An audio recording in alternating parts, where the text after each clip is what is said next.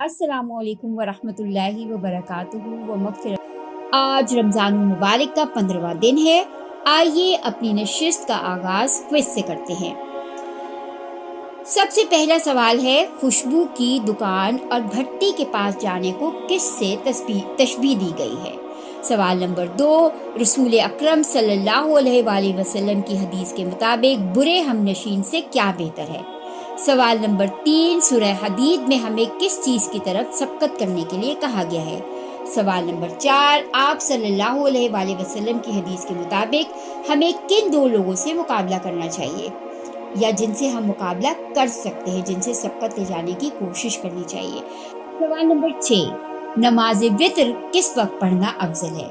پیارے بچوں، ان سوالات کے جوابات آپ تحریر کیجئے اور کل کی ویڈیو دوبارہ دیکھ کر ان کی تصحیح کر لیجئے۔ آئیے آج کی اچھی بات، آج کی نیکی کی طرف۔ فضول خرچی سے بچنا چاہیے۔ فضول خرچی کو اسراف بھی کہتے ہیں۔ شاعر نے کیا خوب کہا ہے، جو شخص دن میں جلاتا ہے شمع کافوری، جو شخص دن میں جلاتا ہے شمع کافوری، نہ ہوگا اس کے چراغوں میں تیل رات کے وقت۔ پیارے بچوں، اسراف مال کا ہر وہ صرف و استعمال ہے جس میں کوئی دینی یا دنیوی فائدہ ملحوظ نہ ہو۔ فضول خرچی کے معنی کو قرآن حکیم نے 2 لفظوں سے تعبیر فرمایا ہے، ایک تو ہے تبذیر اور دوسرا ہے اسراف۔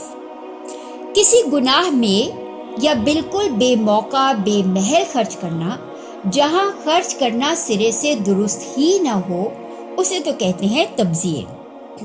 اسراف یہ ہے کہ ایسی جگہ خرچ کیا جائے جہاں خرچ کرنا جائز اور بنیادی طور پر درست ہو، مگر ضرورت سے زائد خرچ کیا جائے، اس کو کہتے ہیں اسراف۔ یہ تو ہو گیا اسراف۔ پیارے بچوں، اگر غور کریں تو تبذیر اور اسراف میں سے تبذیر زیادہ سخت بری چیز ہے، زیادہ بری چیز ہے، اور اس سے زیادہ بچنے کی کوشش کرنی چاہیے کہ ہم اپنے مال، اپنی پاکٹ منی، اپنی عیدی ایسی جگہ پہ خرچ کریں جو جائز ہو، لیکن اس میں اسراف نہ کریں۔ پیارے بچوں، ہمارے معاشرے میں خرچ کرنے کے حوالے سے عموماً 3 قسم کے لوگ پائے جاتے ہیں۔ اول وہ لوگ جو مال سمیٹ کر رکھتے ہیں اور جہاں خرچ کرنا ضروری ہو وہاں بھی بخل اور کنجوسی سے کام لیتے ہیں۔ دوم وہ لوگ جو اپنی عیش و عشرت کی خاطر مال کا بے دریغ استعمال کرتے ہیں۔ سوم وہ لوگ جو اپنی ضرورت کے مطابق اعتدال اور میانہ روی سے کام لیتے ہیں اور فضول 1 روپیہ بھی خرچ نہیں کرتے۔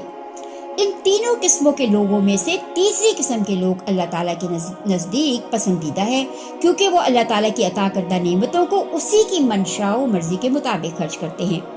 پیارے بچوں، قرآن مجید میں اللہ تعالیٰ نے فرمایا ہے سورہ اسراء میں، اور رشتہ دار کو اس کا حق دو اور مسکین اور مسافر کو ان کا حق دو، اور اپنے مال کو بیہودہ کاموں میں نہ اڑاؤ۔ یقین جانو کہ جو لوگ بیہودہ کاموں میں مال اڑاتے ہیں وہ شیطان کے بھائی ہیں۔ پھر سورہ اعراف میں فرمایا، اور فضول خرچی نہ کرو، یاد رکھو وہ فضول خرچ لوگوں کو پسند نہیں کرتا۔ اور وہ کون ہے؟ اللہ تعالیٰ، یعنی اللہ تعالیٰ کو فضول خرچ لوگ پسند نہیں ہیں۔ قرآن مجید میں اللہ تعالیٰ نے صحیح اور جائز مواقع پر اعتدال اور میانہ روی سے کام لینے کا حکم دیا ہے۔ چنانچہ ارشاد باری تعالیٰ ہے، اور نہ تو ایسے کنجوس بنو کہ اپنے ہاتھ کو گردن سے باندھ کر رکھو، اور نہ ایسے فضول خرچ کے ہاتھ کو بالکل ہی کھلا چھوڑ دو، جس کے نتیجے میں تمہیں قابل ملامت و قلاش ہو کر بیٹھنا پڑے۔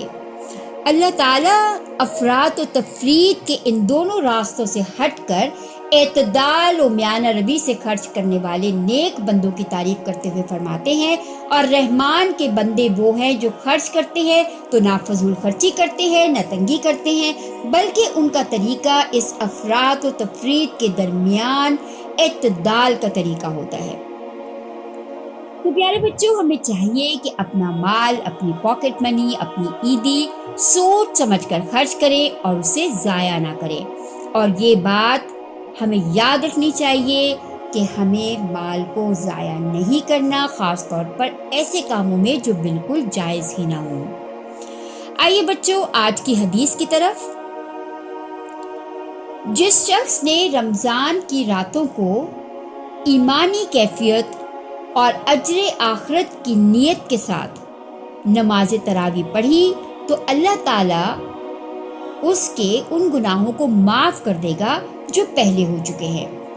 پیارے بچوں، حضرت عبد الرحمن بن عوف رضی اللہ تعالیٰ عنہ بیان کرتے ہیں کہ رسول اللہ صلی اللہ علیہ وسلم نے فرمایا، رمضان کی دوسرے مہینوں پر فضیلت بیان کی اور پھر فرمایا، جو شخص رمضان المبارک میں ایمان و اخلاص کے ساتھ قیام کرتا ہے وہ اپنے گناہوں سے اس طرح پاک ہو جاتا ہے جس طرح آج ہی پیدا ہوا ہو، یعنی آج ہی اس دنیا میں آیا ہو، جب اس کا نامہ اعمال بالکل صاف ہوتا ہے۔ آئیے بچوں آج کے مسئلے کی طرف۔ تراویح کا وقت عشاء کے فرضوں کے بعد ہے۔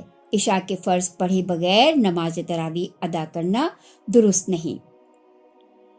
پیارے بچوں، آج کا ہوم ورک، قرآن پاک کی فضیلت و اہمیت، رمضان میں اس کی تلاوت کے ثواب اور آداب وغیرہ پر اپنے ساتھیوں سے گفتگو کیجیے۔ اس کے بعد قرآن سے متعلق حضرت عمر رضی اللہ تعالیٰ عنہ سے مروی طویل حدیث چارٹ پر لکھ کر اپنے کلاس روم اور گھر میں آویزاں کیجیے۔ آئیے بچوں آج کی نشست کا اختتام دعا سے کرتے ہیں۔ بسم اللہ الرحمن الرحیم۔ الحمد للہ علی کل حال وَأَعُوذُ بِاللَّهِ مِنْ حَالِ أَهْلِ النَّارِ۔ تمام تعریفیں اللہ تعالیٰ کے لیے ہیں ہر حال میں، اور میں اللہ کی پناہ چاہتا ہوں دوزخیوں کے حال سے۔ آمین۔ اللہ حافظ بچوں، کل ملیں گے نئی باتوں کے ساتھ۔